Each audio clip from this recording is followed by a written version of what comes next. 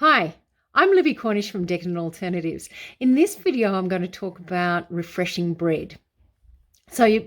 If you have made bread with Baker's Magic flour, you'll probably know that the second day after you've made it, it's not exactly as fresh as it normally was.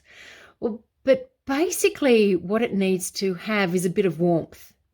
So like how when we're actually making pastry or making some of the bread that we actually use warm ingredients to get it, there's a bit of flexibility is restored in the bread if you warm it up. And that this can have a lasting effect for a couple of hours, even after it cools down again. So I made some sourdough bread yesterday that is, it was a fairly dense bread. It had a little bit of purple maize flour in it. And as you can see, this is a day old bread, and the flex, there is a bit of flex in there, but it is actually quite not as soft as it could be. So what I've done is put it back into the oven, covered it up, put it back into the oven, even just at 100 degrees, and you can see that it is actually a lot more flexible than the other one that I was showing before. And you'll also note that the color has changed a little bit as well.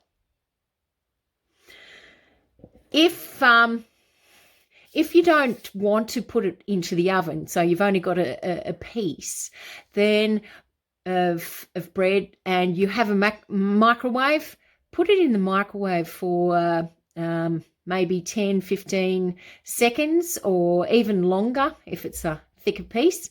I've got a friend who actually microwave slices in the morning, takes them to work, and by the time they're at work they have cooled down so that you're not going to actually melt any of your sandwich fillings. And he says that there is still flexibility in the bread, so it's like it is fresh bread that he's actually having. That's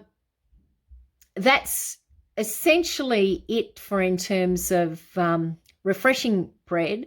The other thing that you can do if you have those leftover bits of loaves that you don't know what to do with, and that they're not that they're